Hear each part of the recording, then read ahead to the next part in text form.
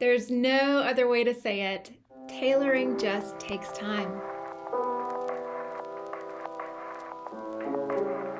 Hey folks, it's Mary, aka MercyTriumphs, and this is Slow Crochet. Today I want to talk about tailoring and crochet, and this is a response to a video that my friend Shannon over at Shannon Talks Yarn did about a couple of weeks ago at time of recording.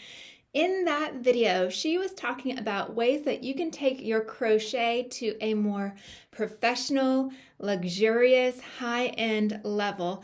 And as I often do, I get ideas and then I start doing a response comment, and before I know it, that comment is a mile long and I start thinking I should just do a response video to this. So this is my kind of jumping off some of the ideas that Shannon presented in that video.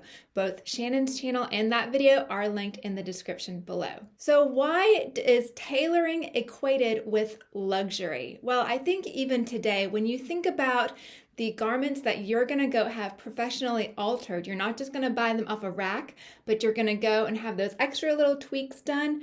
Those are the garments that are going to be more expensive in your life. So we're thinking bridesmaids' dresses, wedding gowns, suits, things that need to fit the body a certain way. There is this understanding that certain types of clothing require tailoring. They look their best when they are tweaked to fit your individual proportions. Beautifully, there are no two bodies that are exactly alike on this planet. One shoulder will always be slightly higher than the other. One foot will always be slightly larger than the other. We are not symmetrical.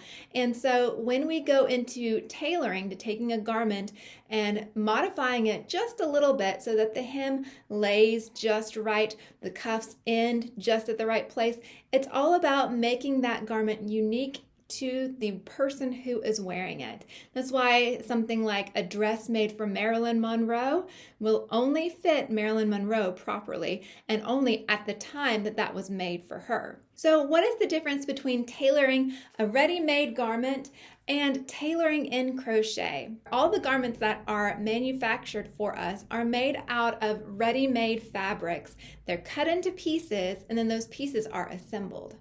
The difference in crochet is that we are creating our own fabrics. We're not going with a flat two-dimensional bolt that we already have some idea of how that fabric is going to behave. No, we are creating fabric from scratch. And so that is one of the difficulties in creating tailored crochet pieces. This is a little gauge swatch that I did recently, just as an example of a piece of crocheted fabric. You see that the stretch is different horizontally versus vertically versus on the bias. But if I changed up this crochet pattern just a little bit, I could get a vastly different fabric. I could take the same stitches and arrange them differently if I did back loops only, if I did front loop, back loop, if I did single crochets. There's so many different ways to create different fabrics using crochet. Crochet cannot be mechanized. We cannot create a crochet machine because every time you place the hook, it creates a difference in the fabric. So please be encouraged. If you feel discouraged in making garments that fit, please be encouraged because it is a lot harder to create uniform crochet fabric than it is, say, knit fabric or definitely woven fabrics. But even then, there's a lot of things to consider.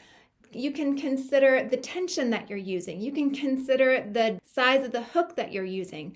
You could consider the fiber content that you're using. You could even consider sometimes the dyes that affect different types of the same yarn. Different colorways of the same yarn have different properties. They lay differently when they're created up into a fabric. So please don't be discouraged. The beautiful thing about tailoring your crochet is that your piece will be unique in many, many ways. Not just that you're tailoring it to fit your body, but that particular yarn, that particular tension, that particular hook, and your hands at this time are able to create this fabric. It is a one-of-a-kind fabric that will not be created ever again. We all grow and change in our craft. Over time, our stitches might get tighter or might get looser. So again, that is a unique fabric, one of a kind, and it's made for this particular project, whatever it is that you're working on. One of the downsides of that is it can be really challenging to get those pieces to fit properly, to come together properly. Even if you're using a very well vetted pattern, it still has to come through your hands. So number one, give yourself grace because you're creating a unique, one-of-a-kind fabric that the world has never seen before. And how that fabric uniquely is going to behave, only you will know as you create it. You can't predict it. We have some chaos in there. The other thing is that no matter what pattern is, no matter how many people have vetted that pattern and made it up, it's still going to be unique to you because you yourself are creating it. So give yourself a little bit of grace and take a deep breath, because in order to create pieces that are tailored in crochet, it just takes time. So let's think about our expectations here. Number one, it's going to take longer than you think if your goal is to create a fitted piece. Number two, you will have to pull out some rows. You will have to modify patterns. And number three, you won't know what you're going to do or how it's all going to behave until you're actually doing it.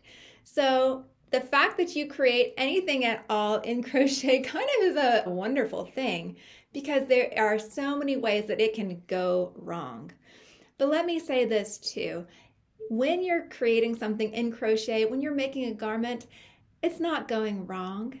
It's a learning opportunity. You're doing something that no one else has ever done quite like you do it. So give yourself some grace there. Other things that can affect how that particular garment comes along: measuring.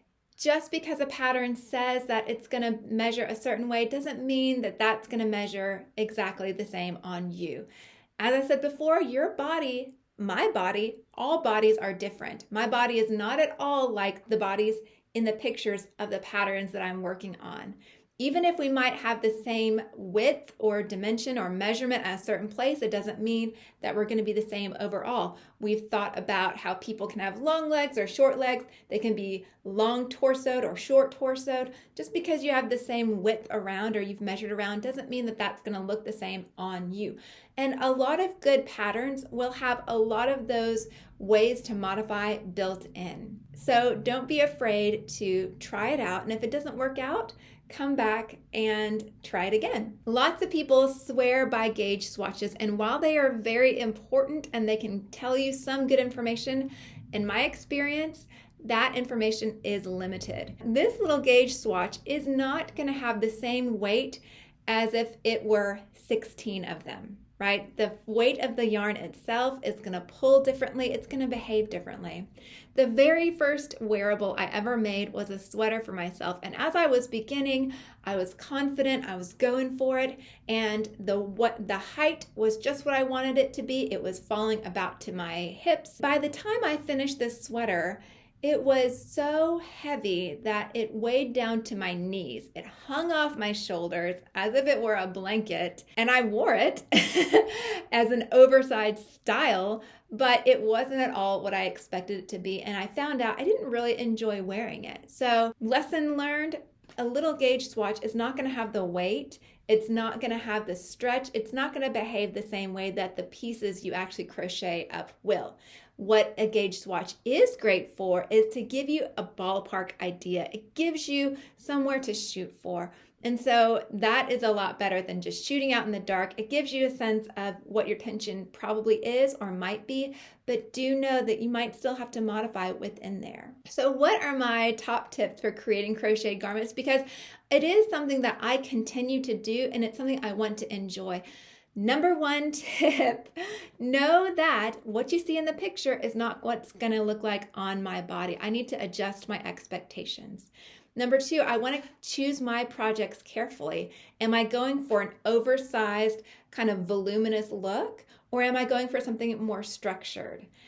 When I do my gauge swatch, I want to think about how that particular crochet pattern is going to play out in the kind of garment I'm creating. Do I want it fitted? If so, I probably want less stretch. Do I want it drapey and voluminous? Well, I probably want to go with a thinner yarn that's going to drape better.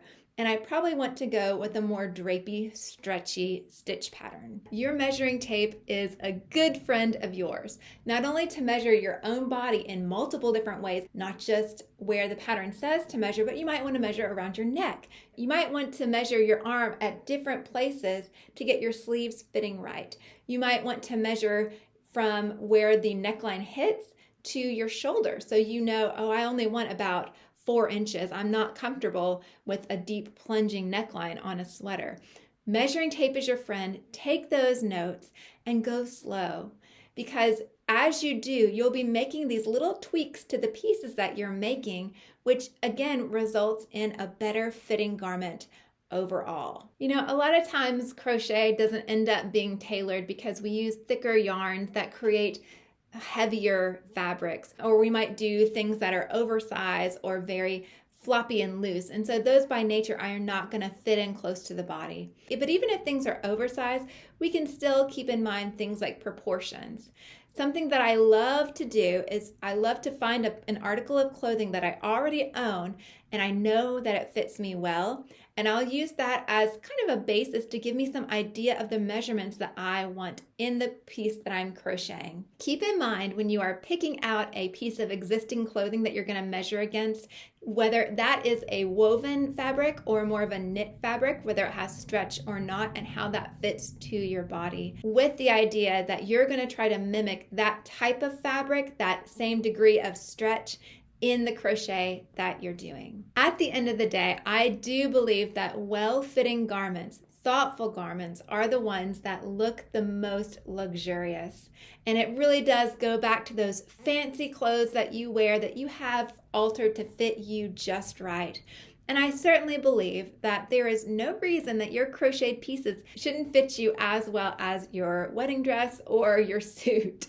So maybe that's a far cry. These things kind of seem a little bit disparate in our mind, but they don't have to, because at the end of the day, it's human touch addressing the needs of your particular body, the measurements, the proportion, the position of your particular body, and how that fabric is laying over it.